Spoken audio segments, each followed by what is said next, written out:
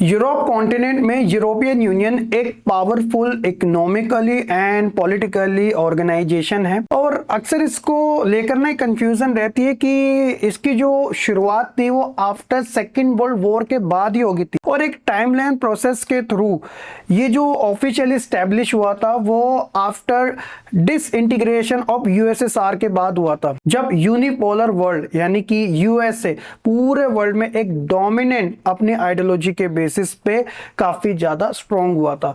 तो हम आज की इस वीडियो में यही बात करने वाले हैं कि जो यूरोपियन यूनियन है इसकी टाइमलाइन किस किस तरीके से आगे बढ़ी, कौन कौन सी हमें चीजें इसके अंदर एडिट देखने को मिली। तो आइए जानते हैं आज के इस वीडियो।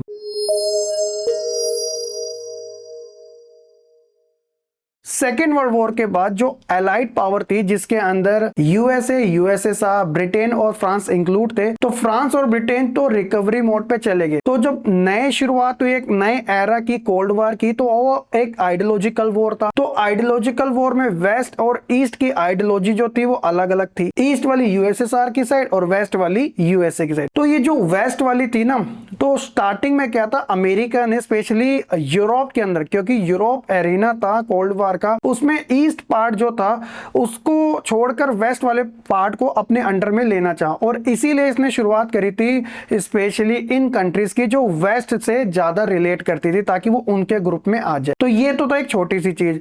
अब यूरोपियन यूनियन किस तरीके से इसकी शुरुआत हुई। The European Union has the undergone various stage of development since its inception with key treaties and events shaping its formation. अब वो कौन कौन सी थी, अब उसके बारे में आप समझिएगा। सबसे पहले 1951 European Coal and Steel Community, ठीक है, ECSC के नाम से जाना जाता है। The ECSC was created by the Treaty of Paris, signed on April 18, 1951 and come into force on July 23, 1952. The ECSC was the first supranational organization with the goal of integration of coal and steel industry of its 6 founding members. Starting में इन countries के नाम याद रखने हैं जिसके अंदर Belgium, France, Italy, Luxembourg and Netherlands और West Germany इसके अंदर इंक्लूड है। अब आप देखोगे इन सभी कंट्रीज के फ्लैग भी काफी सिमिलर से है, कलर का चेंजेस है, शेप एक जैसी है और इसके अलावा ये सारी एक दूसरे की नेबर कंट्रीज भी है। इसके अलावा दूसरी होती है 1957 की ट्रीटीज ऑफ रोम। जी हाँ, इटली के अंदर on March 25, 1957 the treaty of Rome was signed establishing 2 important institution. वो कौन कौन से थे? The European Economic Community also known as the common market aim to create a common market for goods, services, labour and capital. And दूसरी थी the European Atomic Energy Community, Euratom के नाम से भी जाना जाता है, focused on the peaceful use of nuclear energy. तो इसके अंदर भी वही 6 जो फाउंडिंग मेंबर थे वो इंक्लूडेड थे। इसके बाद मर्जर ट्रीटी की बात आती है। तो अब से पहले जो भी आपने ट्रीटी पढ़ी हो, चाहे वो ECSC हो या फिर EEC हो या फिर यूरोटेम हो, इन सबको 1967 में जुलाई 1, 1967 को मर्ज कर दिया गया था इन तीनों की तीनों को। ठीक है, ये फोर्स हुई थी, हालांकि शुरुआत इसकी 8 अप्रैल 1965 में ही हो गई थी और ये किसके थ्रू था? The merger treaty sign in Brussels जो कि कैपिटल है बेल्जियम की, on April 8, 1965 and in force from July 1st, 1967 merged the governing institution of ECSC, EEC and Euratom into a single set of institution. यानी कि जो अभी हमने various type की पढ़ी थी ना, ECSC, EEC और यूरोटम, इन सबको मर्जर ट्रीटी जो 1967 में हुई थी उसके थ्रू एक बना दिया गया, सिंगल। इसके बाद शुरुआत होती है और अदर कंट्रीज का इन्वॉल्वमेंट हमें इस यूरोपियन कम्युनिटी में, क्योंकि अभी ये यूनियन ऑफिशियली नहीं बना था। 1973 का time the first enlargement, 3 country एक साथ, जिसमें एक पावरफुल कंट्री जो कि परमानेंट मेंबर भी है UNSC का, ब्रिटेन यानी यूके भी इंक्लूड हुआ। इसके अलावा डेनमार्क और आयरलैंड जो कि 1 जनवरी 1973 को ज्वाइन हुए।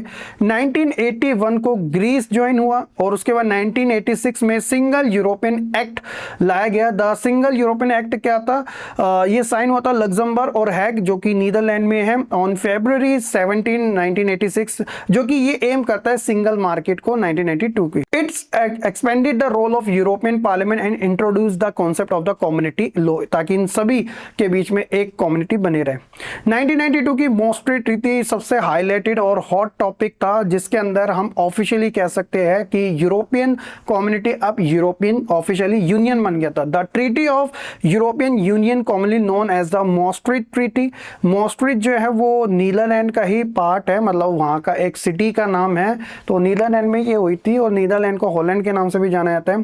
जो साइन हुई थी फरवरी 7, 1992 को और फोर्स हुई थी ये नवंबर 1, 1993 को। It introduce the European Union as a new name and created the 3 pillars of the European Union, जिसके अंदर फर्स्ट था यूरोपियन कम्युनिटी, सेकंड था कॉमन फॉरेन एंड थर्ड था सिक्योरिटी पॉलिसी, और साथ ही जस्टिस एंड होम अफेयर। ठीक है, तो माफ कीजिएगा ये एक साथ वाली थी। तो ये 3 इसके पिलर थे। इसके अलावा इसका अपना आप कह सकते हो कि फ्लैग है, अपना एंथम है। हालांकि इसका अपना कॉन्स्टिट्यूशन नहीं है क्योंकि वो उसे बनाने में फेल हो गया था, लेकिन अपनी करेंसी जरूर है जो कि है यूरो।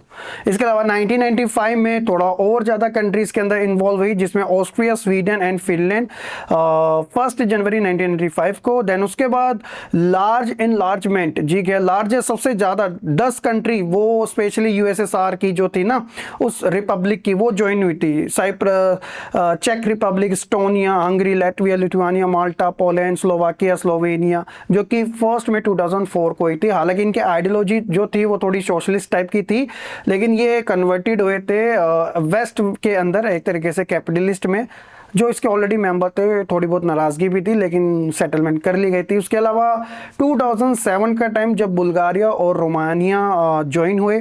इसके अलावा 2013 में 28th मेंबर बना था। धीरे धीरे इतनी सारी कंट्री होके क्रोएशिया सबसे लेटेस्ट था 28th मेंबर। लेकिन इसके बाद हमें ब्रेक्सिट देखने को मिला। 2016 में यूके में एक रेफरेंडम होता है जिसके थ्रू जो ब्रिटेन था 1973 में जो ऐड हुआ था यूरोपियन कम्युनिटी के अंदर स्टार्टिंग में, तो वो अब इससे एग्जिट हो गया। तो आज के समय जो ब्रिटेन है यूरोपियन यूनियन का पार्ट नहीं है। The United Kingdom held a referendum on the June 23, 2016 in which our majority voted to leave the EU leading to process of Brexit. तो ये क्यों इन्होंने एग्जिट हुआ था? क्योंकि बात थी रेफ्यूजीज को अपनी कंट्रीज में रखने की, तो इसलिए वहां पे आम जनता ने इस पर सहमति नहीं जताई। तो दैट इज द रीजन जो ब्रेक्सिट के अकॉर्डिंग ये अलग हो गया यूरोपियन यूनियन से। इसके अलावा 2020 का जो यूरोपियन रिकवरी प्लान था, जिसके अंदर इन्होंने कोविड-19 जो था पैंडेमिक, इसके अंदर ईयू के जो लीडर थे उन्होंने एग्री किया था ऑन हिस्टोरिकल यूरो, देख सकते हो 750 billion European recovery plan call next generation EU and the multi annual financial framework for the 21 से 27 के बीच में। तो ये सारे इसके टाइमलाइन के अकॉर्डिंग मैंने सारी चीजें आपके साथ शेयर की। होप्स हो कि आपको ईयू के बारे में काफी अच्छी जानकारी मिल चुकी होगी, कब इसकी शुरुआत हुई थी, कब ये ऑफिशियली अनाउंस हुआ था और किस तरीके से हमें अदर कंट्री का इसमें इन्वॉल्वमेंट देखने को मिला। तो आज के समय ये एक पावरफुल ना सिर्फ इकोनॉमिकल पॉइंट ऑफ व्यू से बल्कि पॉलिटिकली काफी ज्यादा स्ट्रॉन्ग भी है। होप्स हो कि आपको ये जानकारी काफी अच्छी लगी होगी। वीडियो को लाइक, कमेंट, शेयर करने के साथ चैनल को सब्सक्राइब करना बिल्कुल ना भूलिएगा।